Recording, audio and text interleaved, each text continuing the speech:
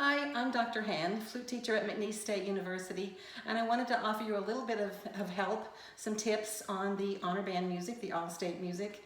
This one is page 23 in the selected studies, and it is the fast one of the pair of pieces that you'll play for these auditions. This is, of course, where you'll show off your fingers and your technique and your articulation, but it still has to have a beautiful sound. Nobody wants to hear a bunch of fast, flashy music that doesn't sound good. So make sure that you are able to play it in a way that you can still take care of a clean, clear tone on every note. And that means you'll have to decide what tempo that will be for you. It will be different for everybody. It should sound certainly energetic. It says Allegretto, agitato. Agitato means agitated, so somewhat energetic, but not out of control energetic. And Allegretto really is a word that involves the energy more than the tempo, but it is not quite as fast as people think that it should be. So you'll have to play with this and see what tempo you think it should be. I'm going to play it a couple of different tempos so you can hear how it works, but I also want to demonstrate what happens when it gets out of control. So just again by sections, we'll take this in sections so that you can work on it that way when you practice it. So just the first 3 lines, this is really just about arpeggios. Arpeggios and a little bit of chromatic scale. So gosh, if you know all of your patterns, your scales, your arpeggios, your chromatic scales, your scales in thirds, broken arpeggios, any kind of stepping or skipping pattern you can get your hand on, you're going to be well prepared for a piece of music like this. It really is just a matter of being comfortable with this key. This is in G minor. So if you haven't played in minor keys before, you'll want to practice your G minor scale and your G minor arpeggio to sort of condition your fingers and also to sort of tune in your ear to the tonality of a minor work, to the sound of minor. It's supposed to be pretty energetic, but it's not necessarily supposed to be light and playful in terms of being joyful. Because it's in a minor key, it has a little bit of intensity to it, a little bit of darkness to it. So don't let that hold you back. Go ahead and let that be part of the color and the character that you create when you play it. You'll see it starts piano, even though it says agitato, it's piano. So it's sort of like an excited whisper. It's really soft, but yet it's full of energy. So it's like a stage whisper. If you've ever done any acting, when you want to whisper to somebody, you still have to project your voice. So find your dynamic range, because this one really requires some big contrast in loud and soft. First 2 measures are piano, but they sort of swell up a little bit. That's what those little hairpin dynamic markings are. And then we have forte. Then there's the word martellato, which means marked or clean, crisp articulation. So it's kind of weighted articulation. It's not necessarily light, it's pretty strong. So very strong articulation there. And then we go back to that piano dynamic, but you'll see a couple of little accents. Dee-da-da-da-da-da, dee-da-da-da-da. That's sort of that intensity of this character of this piece. The chromatic scale comes down in dynamic, so make sure that you diminuendo there. And then you get another set of arpeggios that swell up in the little hairpin, and another set of martellato articulated arpeggios, and another set where the bottom note is accented, and then it has a cadence and comes to a G natural. And we have a nice little G minor cadence that lands on the downbeat of the 4th line.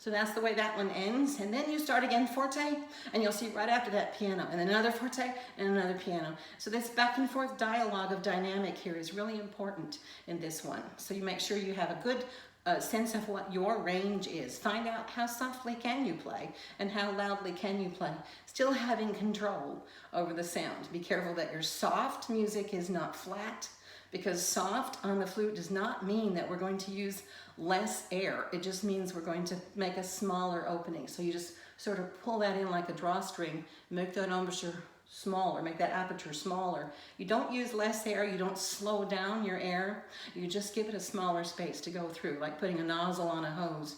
So a loud G, for instance, would be open so that it doesn't go sharp. If I don't focus it well, then it's going to crack or go sharp. Might go up to a D or be that sort of breathy, spread, sharp sound. So drop your jaw when you want to play loud. And let the air do the work, because the air is the fuel for the tone, not the tongue. The tongue is a speech tool. It just clarifies, but it doesn't create sound. And then the soft one is just going to be that smaller version, more forward, more oozed forward. So, ah, and then oo, but we want them to be the same pitch. So if you want to practice dynamics, you can practice what I call a timbral long tone, where you just manipulate your embouchure and not your air to create that range. And do it with a tuner handy, because if your ear doesn't quite know whether it's going out of tune, the tuner will certainly tell you that. And you can use that to train your ear. This work requires some quick back and forth embouchure adjustments because of the dynamics. So what I would recommend on the third line is that you separate these gestures, the forte one and then the piano one. So we, and then take a minute to set your embouchure for that dynamic change, because that may not be automatic for you yet. And you can take all the time you want in between them while you train your mouth how to make that change.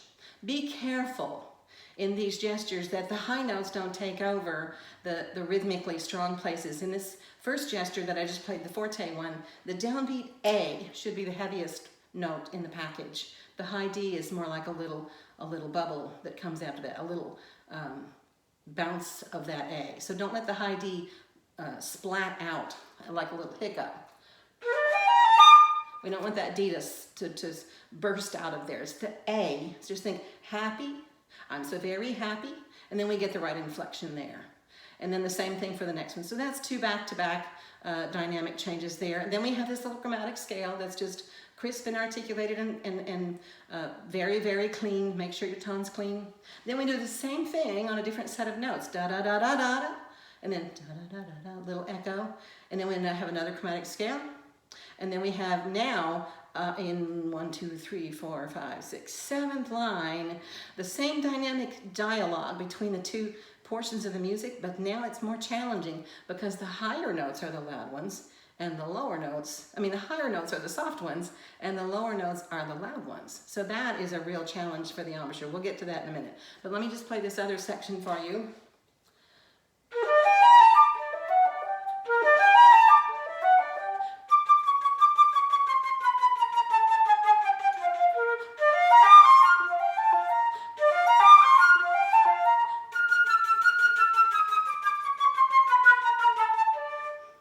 Then we start this little more challenging spot.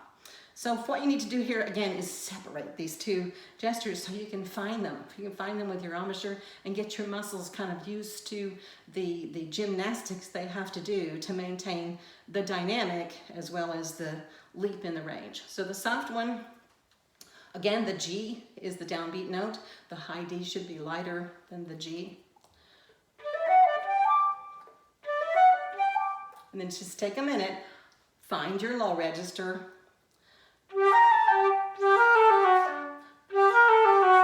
Way down, big space inside the mouth, teeth apart, like you're holding on to a tennis ball in there, or at least a ping pong ball. Lots of space in the mouth. That's forward, more forward. So until you can do that quickly, I would take lots of time between those two gestures. Then when you're ready to hook them up, just play a gesture, and then just play the first note of the next gesture. So you have one note that's a different dynamic than the one you just played. So I'm going to do that.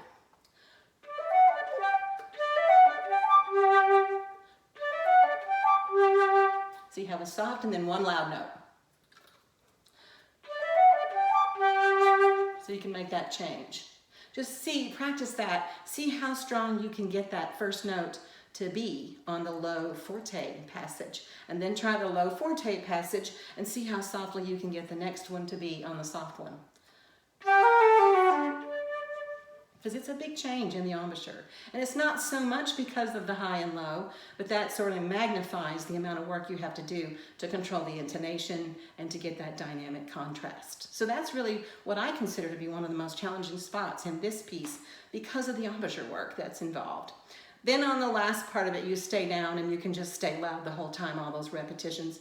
Then again, piano, where you have the D, C sharp, D sharp, and you'll see these little accents that come out, but they're accents within this piano dynamic, so don't let it get louder. Just a little pulse of those accented notes and then go right back to your soft dynamic. In fact, this passage diminuendos as you go through it, so each one should be a little softer than the one before.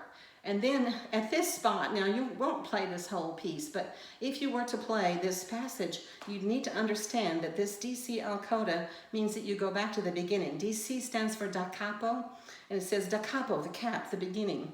You go back to the beginning, so that's why there's a double bar there. Those two measures do not connect to each other. You go to a G, but it's the first G of the piece. So I'll play a little bit of that.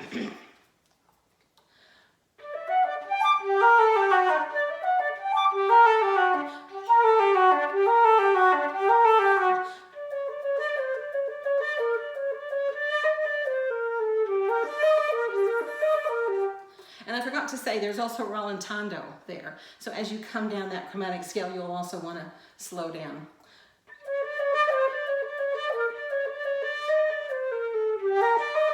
And then in tempo when you make the DC. Careful of getting too loud too soon because there's just that little hairpin swell, but generally it's a piano dynamic. And you'll play that whole first portion of the work again until you get to the end of the third line. And when you get, you'll see the symbol that says jump to the coda here. So you'll play the end of that third line and jump right to that low G that's after the double bars. I'm going to play a little bit of that.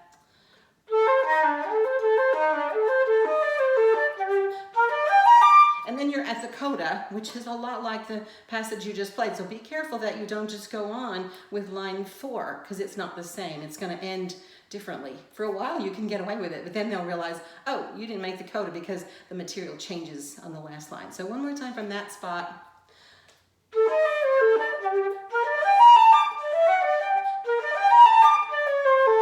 That's where the change is. So you'll want to make sure you've made that jump if that happens to be the passage that you're asked to play.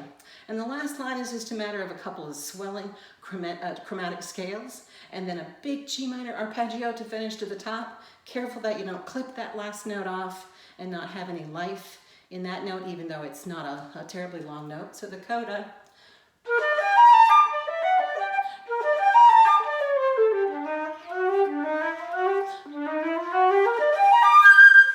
Just a touch of vibrato on that last note will help. Now, tempo-wise, this one's kind of moderate. You can go slower and still play it convincingly, so don't play it any faster than you really have command of the notes and the dynamics.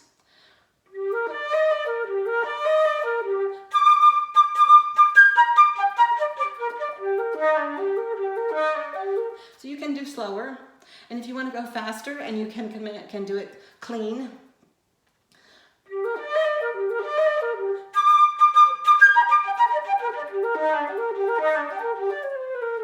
Certainly do that. However, you have to decide if you're really playing it beautifully and musically and crystal clear when you go fast. So make sure you have command of the beautiful musical elements that are in here and not just flashing through notes and playing erratic rhythms. So build up to that tempo gradually. Start slowly. Make sure you have complete mastery of it. I always say to my students, accuracy first, speed later. You can always build speed. It's very hard to unlearn mistakes. I call that ironing in a wrinkle.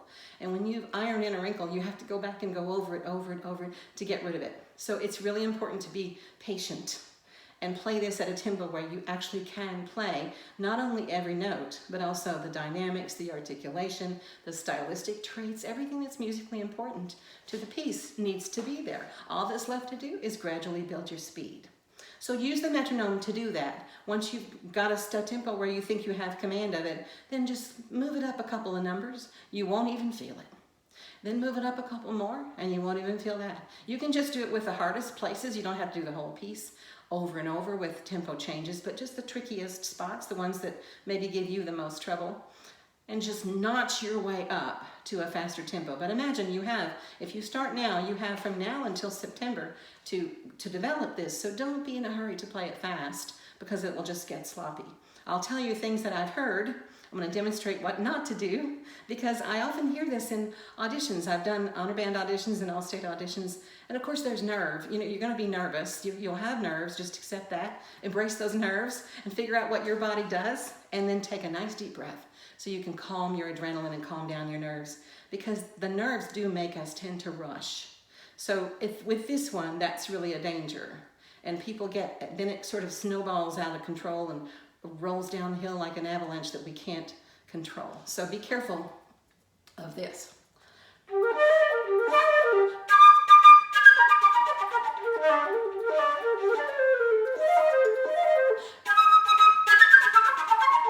You hear what's happening to the tone. It's just becoming spit. So make sure that if we were to freeze your sound on one of those little 16th notes, that it would sound beautiful. And if it's not a gem, then you're going too fast, or you're not taking care of your tone. So you decide your tempo. And when you go into the warm-up room, somebody's gonna be going really fast. Don't be intimidated by that. You do what you've prepared to do. I promise you, in these auditions, the people who are under control always rise to the top. So play it in a way that's musical. The music is much more important than trying to go fast. And there will be as many different tempos as there are people doing it, and you want to make it yours. So make sure, most important, that you're playing it musically with good dynamic contrast, and that you have nice, clean sound on every note, and just sound like you're having lots of fun playing it. It should communicate plenty of energy. That's what the agitato stands for. So good luck with both of these pieces for your honor band and all-state auditions, and let me know if I can help you any further. I hope these little short workshops have helped some in helping you get started and preparing musically and taking it in small steps so that you can be in really good command of it by the time you have to do the audition. Thank you for watching.